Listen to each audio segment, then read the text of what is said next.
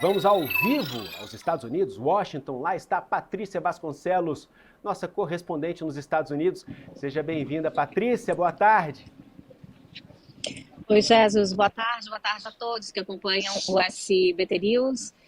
Nessa terça-feira, estou aqui na Casa Branca, muito movimentada. Tem a questão do tarifaço que a gente vai falar, como você já bem anunciou aí. E tem também a visita do Netanyahu, que está aqui na capital desde ontem, segunda-feira, e daqui a pouquinho está chegando aqui na Casa Branca. Vou dar aqui uma saidinha para vocês verem a movimentação. Esse pessoal que está aqui atrás faz parte do cerimonial, então eles estão treinando, né? Tem um pessoal com as bandeiras ali, então o Netanyahu vai chegar exatamente por essa rua onde eu estou aqui, vai parar ali para conversar com o Trump no Salão Oval e depois tem uma entrevista coletiva às 5 horas da tarde, horário daqui da capital americana, 7 da noite pelo horário de Brasília. É o primeiro chefe de Estado a visitar a Casa Branca desde a posse de Donald Trump. Então, antes da gente começar a falar sobre a guerra comercial, vamos falar um pouquinho sobre esse encontro. Benjamin Netanyahu, primeiro-ministro de Israel, e Donald Trump. O que eles vão conversar, o que eles vão abordar nesse encontro, Patrícia? A questão do cessar-fogo em Gaza, acho que é o ponto crucial, né? Esse anúncio do cessar-fogo foi feito ainda nos últimos dias da administração Biden. Houve até ali, né, um ruído. Trump anunciou primeiro na rede social, dizendo que foi graças ao enviado da então campanha, né, que já estava no Oriente Médio, que esse acordo acabou saindo. E Biden, à época, disse que isso já vinha sendo costurado há bastante tempo. Então é basicamente isso. Fato, né, que os reféns, muitos já foram soltos, já foram entregues. É um cessar-fogo em 3 fases e a grande dúvida é o quão comprometido, né, Netanyahu e a parte, vamos dizer assim, mais que não tende a querer tanto que todos os itens do acordo sejam cumpridos, o quão comprometido ele está, porque na última fase, na fase 3, há a determinação de que Israel tem que retirar todos os homens, todas as tropas da faixa de Gaza para a reconstrução daquele lugar, diante, obviamente, né, da entrega de todos os reféns. Então é basicamente isso, o Oriente Médio. Estão todos os jornalistas aqui à espera do que realmente vai acontecer e Netanyahu chega daqui a pouco.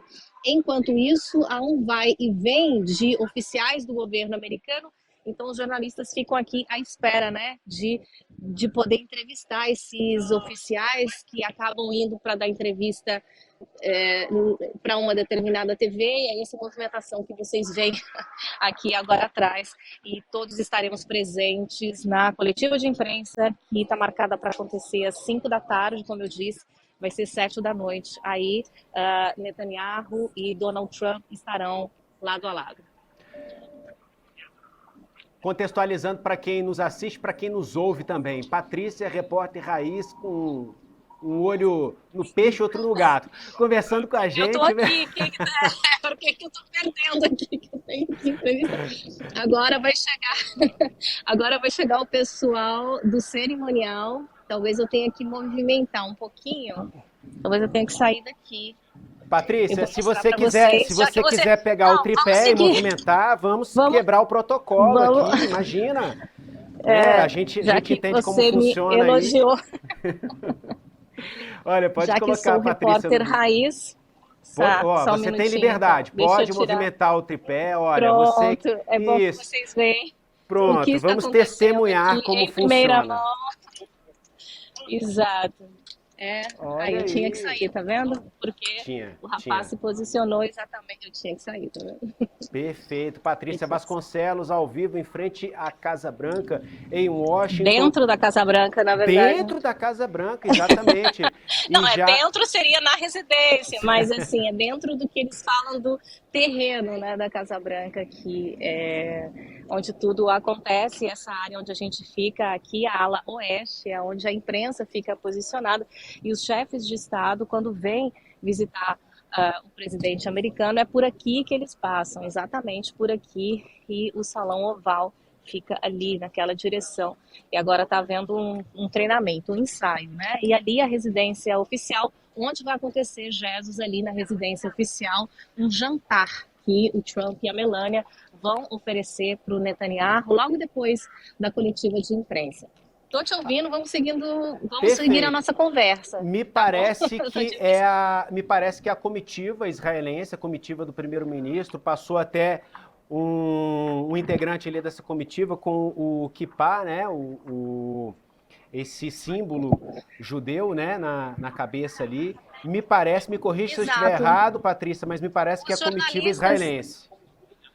Os jornalistas que estão junto com o primeiro-ministro, eles vêm antes, assim como, né, você também já cobriu visitas, viagens presidenciais, então os jornalistas que acompanham, né, o líder estrangeiro, eles chegam um pouquinho antes do líder estrangeiro chegar aqui na Casa Branca. Então, certamente parte da comitiva que veio acompanhar a imprensa, né, israelense que já está por aqui também. Falando sobre a guerra comercial China e Estados Unidos, o que essa guerra tem a ver com o tal do fentanil?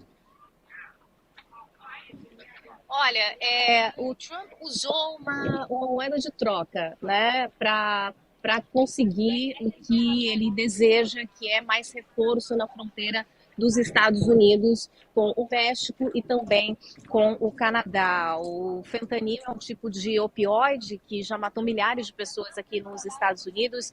É considerada uma epidemia mesmo, Jesus, essa questão dos opioides aqui nos Estados Unidos. E o Donald Trump ele não ameaçou, ele realmente assinou, né, no fim de semana o aumento das tarifas 25% para o México e para o Canadá.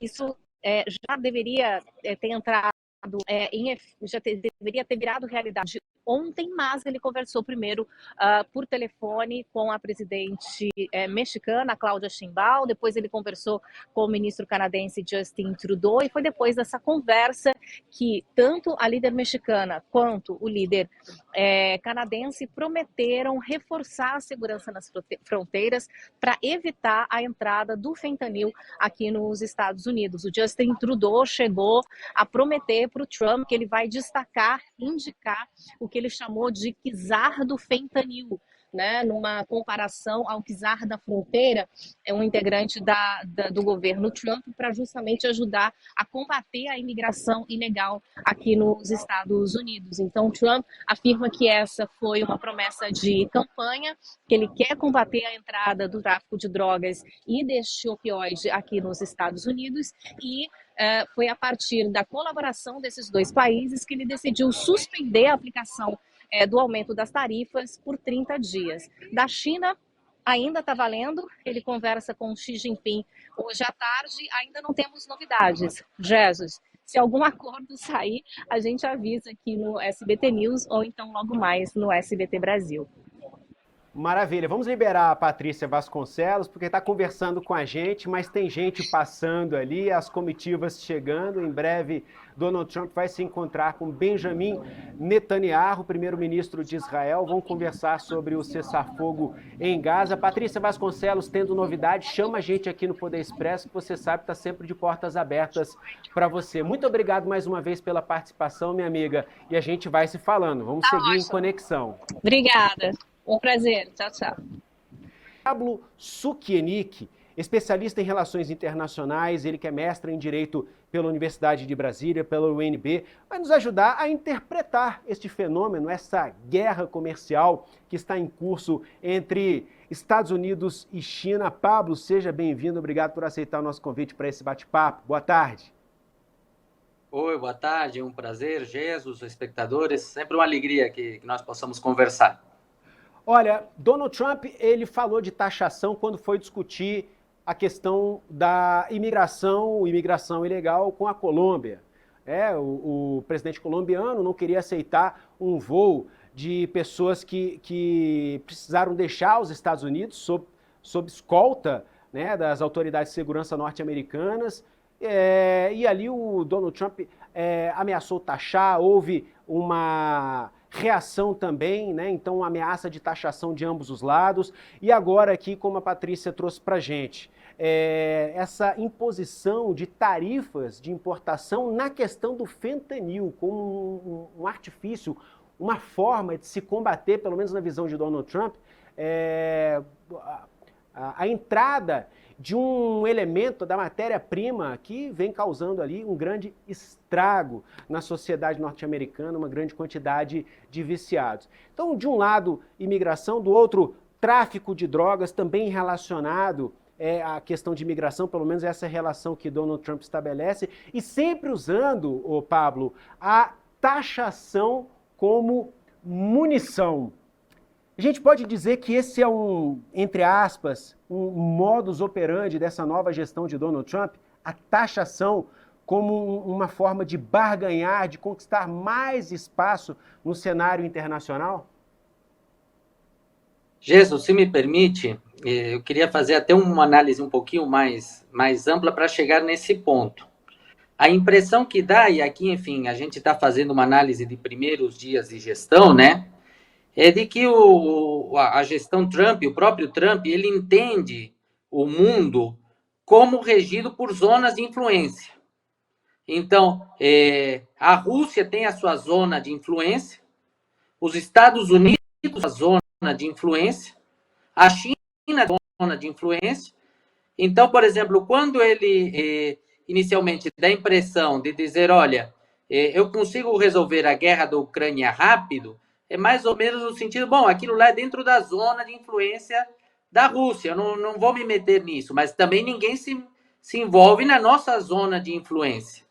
E ali é que vem, por exemplo, aí que talvez a gente consiga interpretar os avanços dele sobre a Groenlândia, sobre o Panamá, sobre outros países aqui da América Latina. Por quê? Porque ele entende, olha, aqui é a nossa área e ninguém pode se envolver conosco. Com relação à questão das tarifas, realmente ele tem utilizado aquilo como método de pressão. Ele sabe do peso que os Estados Unidos têm perante qualquer país, ou seja, bilateralmente, nenhum país consegue concorrer com os Estados Unidos. E ele se vale disso.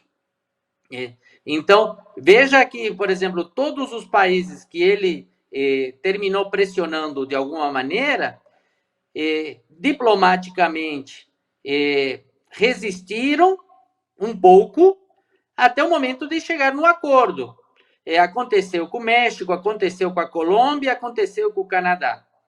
Então, neste aspecto, ele se vale dessa pressão comercial para conseguir os objetivos que ele tem, que a administração dele tem planejado.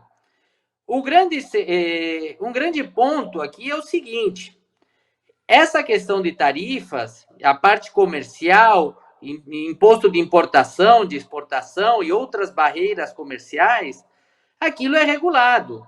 Existe uma série de tratados internacionais que regulamentam o comércio internacional, não é? Ele não tem plena liberdade para sair aumentando e diminuindo tarifas a bel prazer. Então, por isso, muitas vezes, precisa desses outros argumentos para dizer, olha, eu estou aumentando tarifa, mas é justificado. Não é porque eu quero reequilibrar a balança comercial. É porque, enfim, há um problema aqui de imigração, há um problema de venda, de tráfico de drogas, enfim. Ele precisa organizar a fundamentação jurídica dele, porque a própria China, por exemplo, já alegou, olha, vou levar isso para a arbitragem da OMC. Então, se os Estados Unidos não fizer isto de uma maneira que ela possa juridicamente sustentar esse posicionamento, daqui a pouco começarão a ocorrer as condenações em relação a práticas comerciais ilícitas, né? Ele vinha falando durante a sua campanha que acabaria com a guerra entre Rússia e Ucrânia em 24 horas. Ele usou, não lembro se foi exatamente 24 horas, mas ele disse que acabaria no estralar de dedos, vamos colocar assim. né?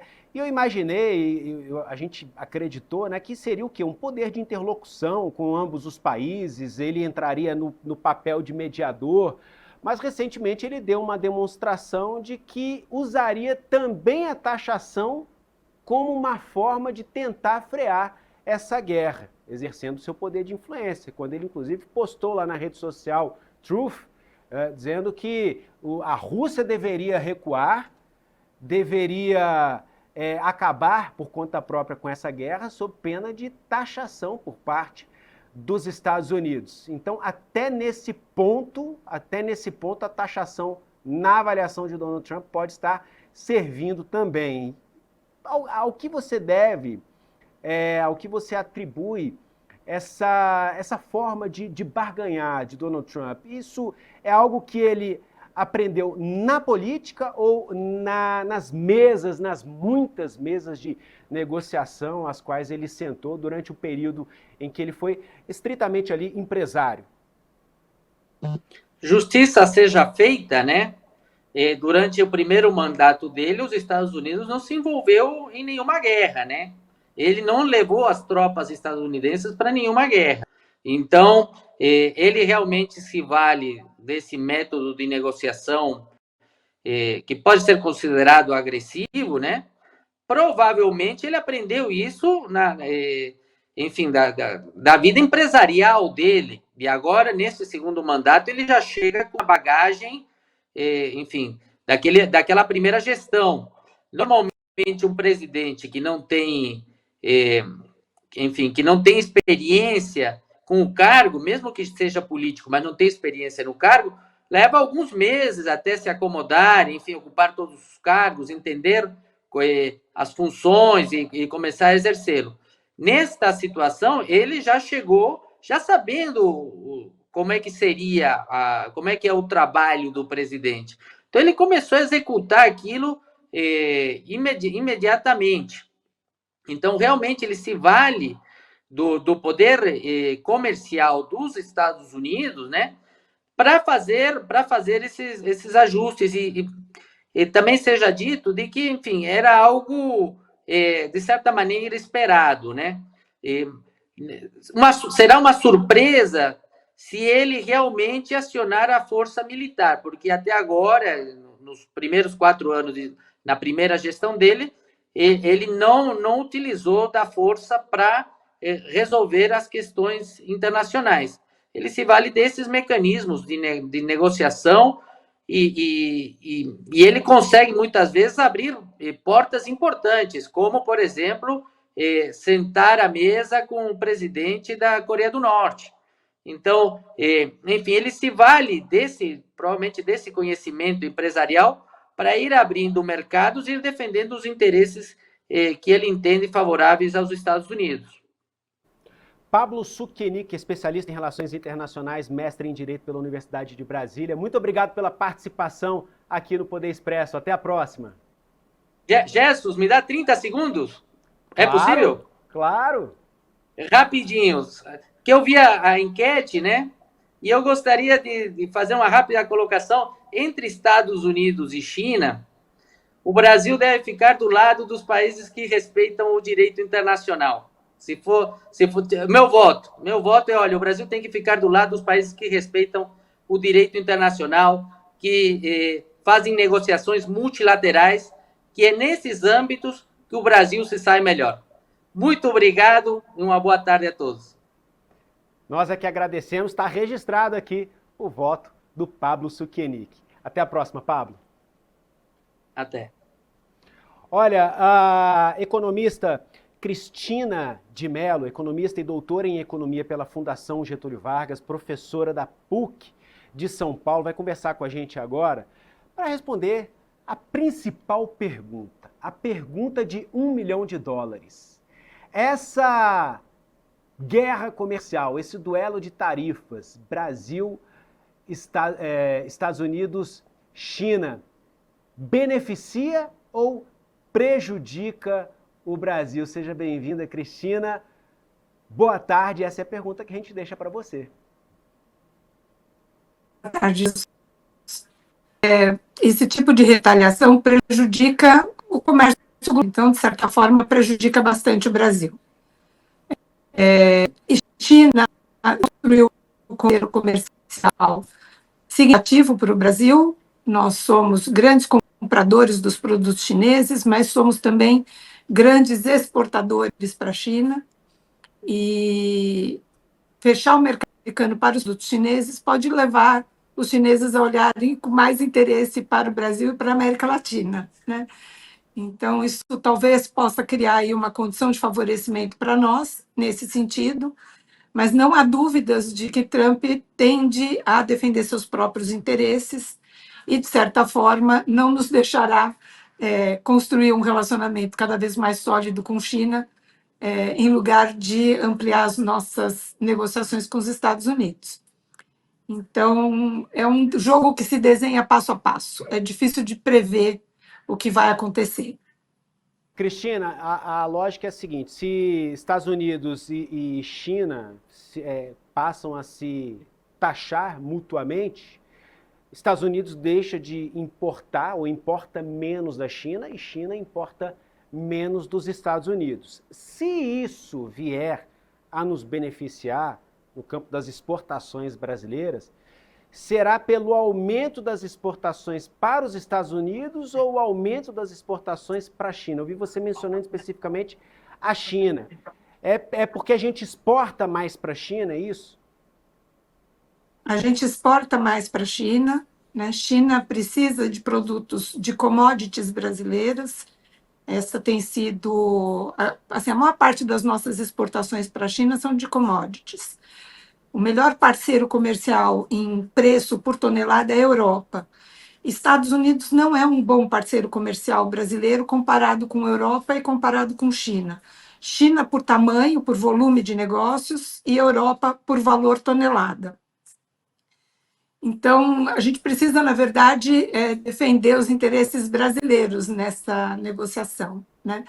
E eu imagino que para a China, mais habituada com soft skills, com enforcement, com ações menos truculentas, faça movimentos mais sutis de estreitar parcerias com países, em especial do BRICS, né?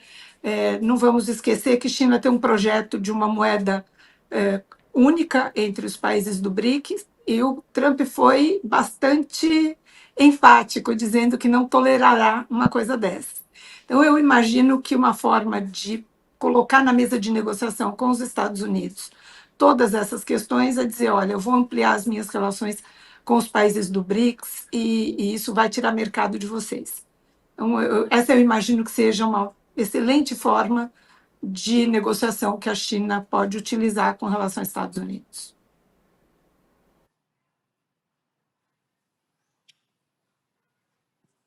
Expresso, portas sempre abertas para você. Até a próxima.